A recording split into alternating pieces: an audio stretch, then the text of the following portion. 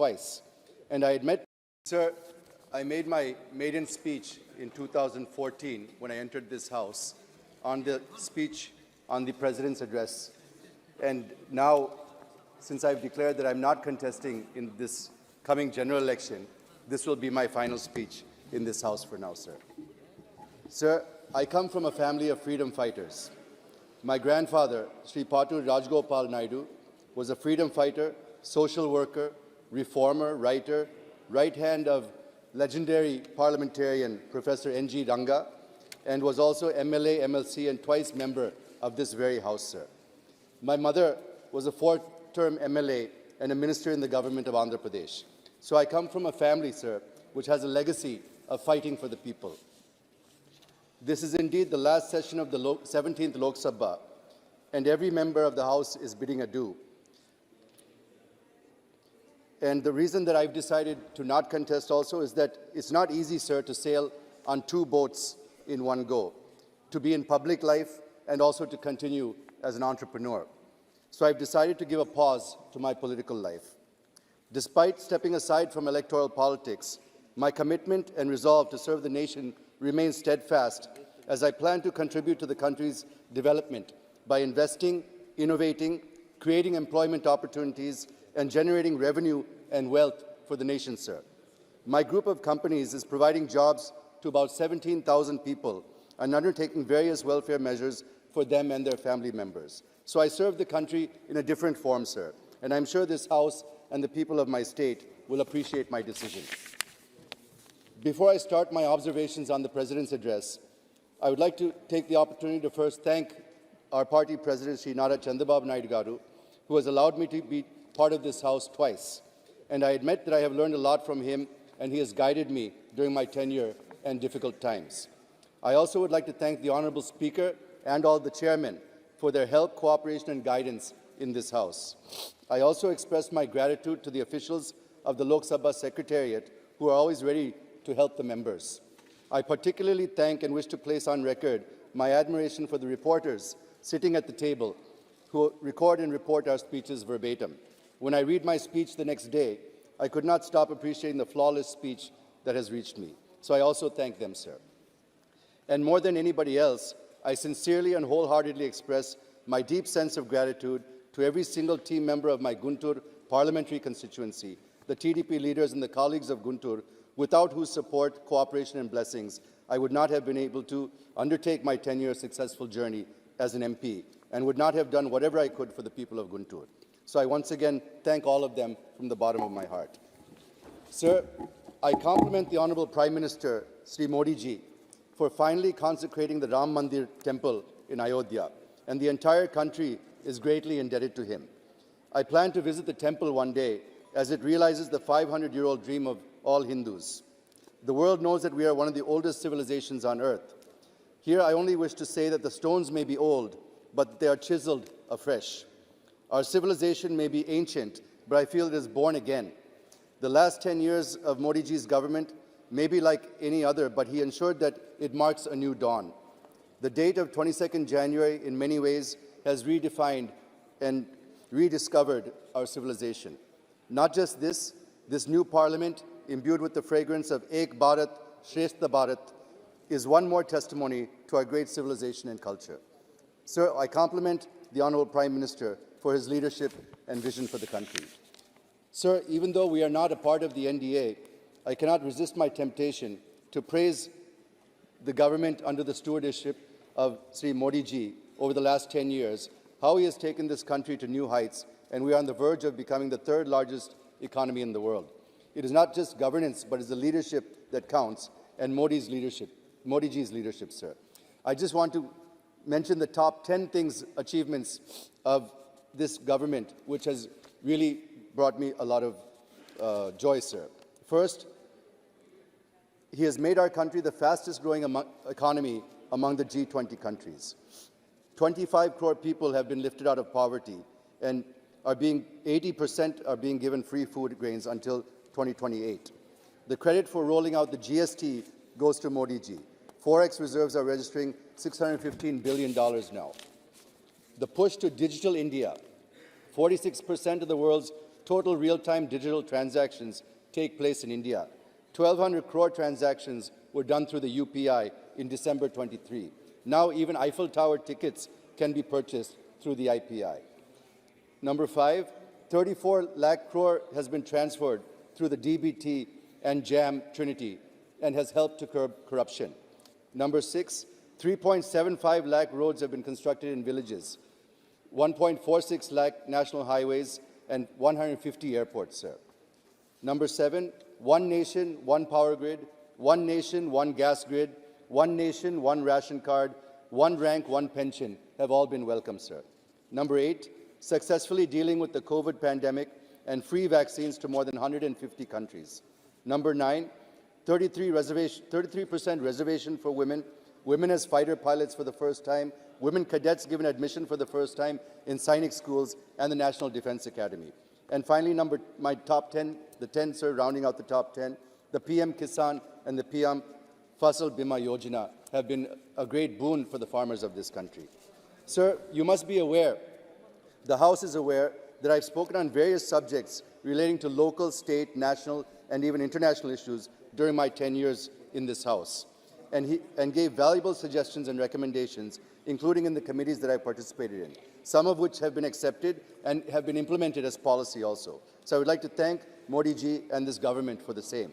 With your permission, I would like to touch upon a few things which I have been able to achieve for the people of Guntur, sir.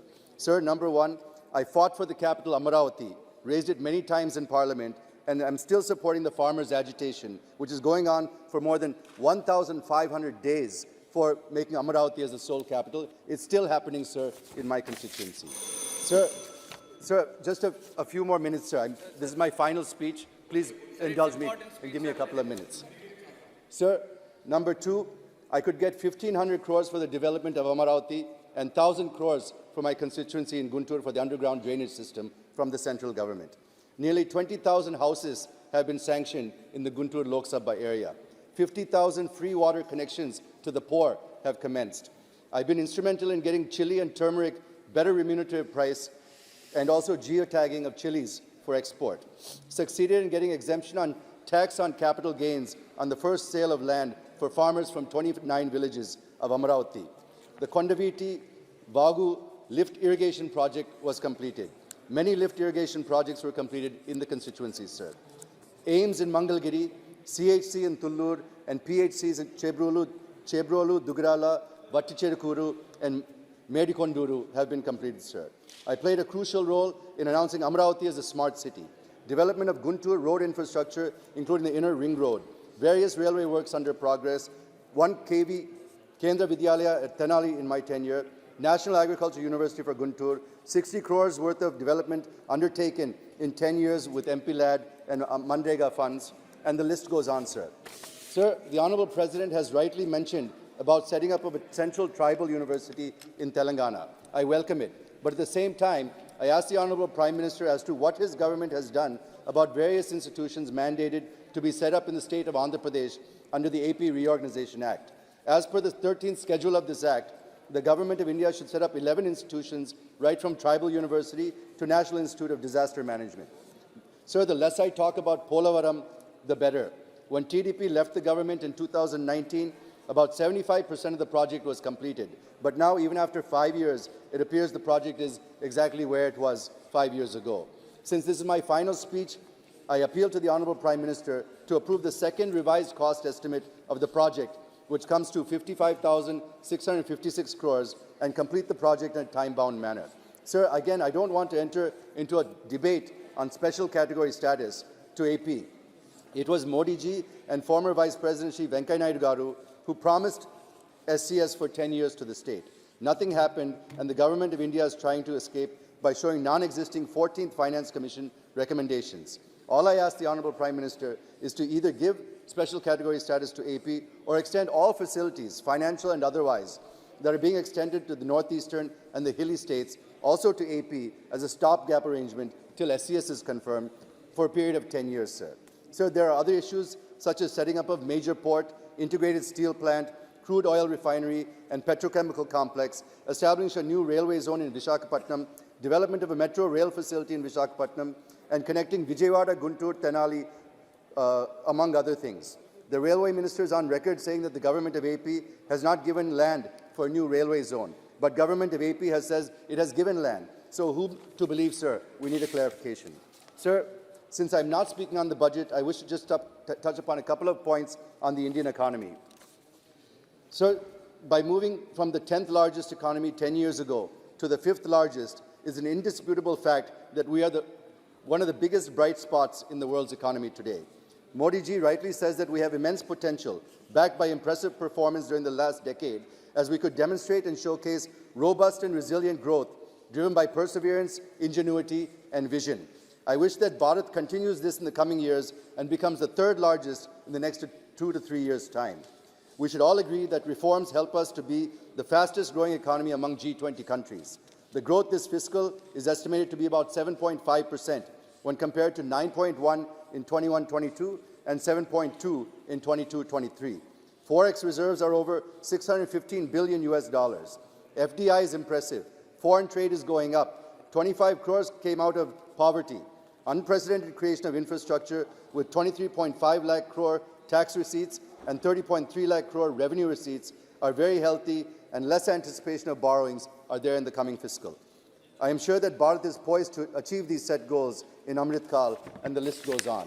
But at the same time, we should admit that we are not able to provide jobs that people are expecting. We are still making the industry run from pillar to post for approvals and permissions, particularly in sectors like EV and lithium-ion battery manufacturing, among others, and imposing duties on them despite claiming that Government of India is facilitating ease of doing business. I appeal to the Honourable Prime Minister to focus a little bit more on this, sir. Otherwise, it's not easy to achieve the objectives behind Atmanirbhar Bharat. There are some challenges that our economy is facing, such as increasing integration of the global economy, and to be in tune with that, we have to push our domestic performance and also be ready to bear the spillover effects of the global economy.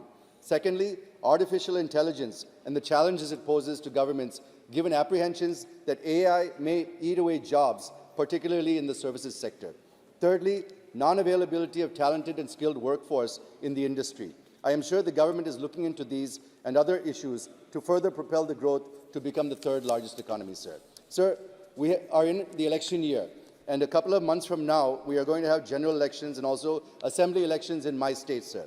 For free and fair elections, the Election Commission should ensure error-free electoral rolls. But if you look at AP, the ground reality is the other way around. The DEOs and EROs are not following the directives of the ECI in preparing error-free electoral rolls due to pulls and pressures from the ruling dispensation. The delegation of TDP met the full ECI, and letter was also written by former CM Sri Nara Chandrababu Naidu Garu about the subjugation of the democratic rights of the people of AP through electoral malpractices and of removing names of TDP supporters and sympathizers from the electoral list.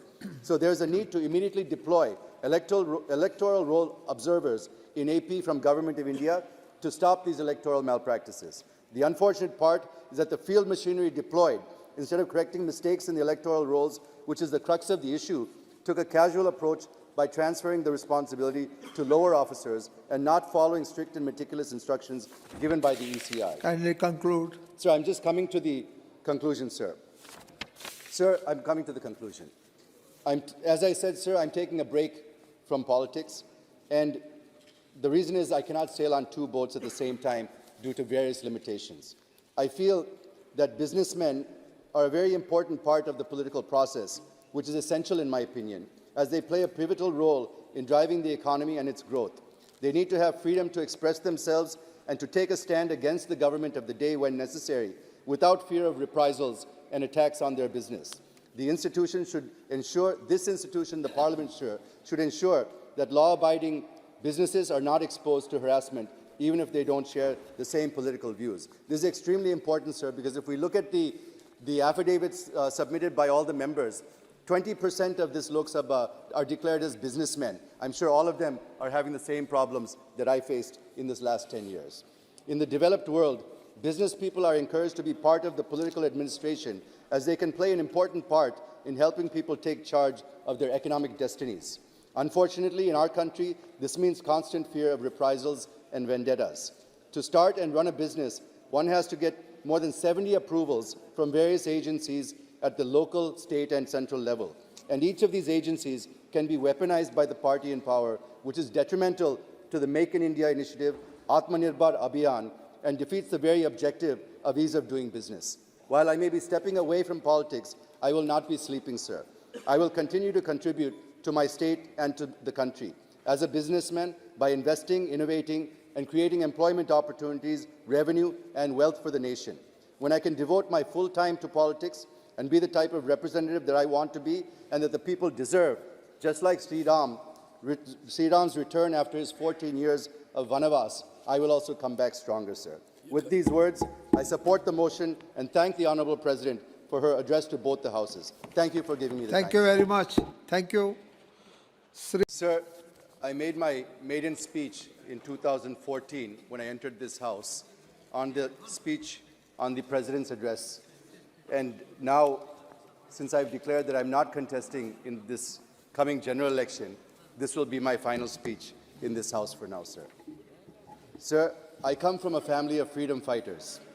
My grandfather, Sri Patu Rajgopal Naidu, was a freedom fighter, social worker, reformer, writer, right hand of legendary parliamentarian Professor N.G. Ranga, and was also MLA, MLC, and twice member of this very House, sir. My mother was a four-term MLA and a minister in the government of Andhra Pradesh. So I come from a family, sir, which has a legacy of fighting for the people. This is indeed the last session of the 17th Lok Sabha, and every member of the House is bidding adieu. And the reason that I've decided to not contest also is that it's not easy, sir, to sail on two boats in one go, to be in public life and also to continue as an entrepreneur. So I've decided to give a pause to my political life. Despite stepping aside from electoral politics, my commitment and resolve to serve the nation remains steadfast as I plan to contribute to the country's development by investing, innovating, creating employment opportunities, and generating revenue and wealth for the nation, sir. My group of companies is providing jobs to about 17,000 people and undertaking various welfare measures for them and their family members. So I serve the country in a different form, sir, and I'm sure this House and the people of my state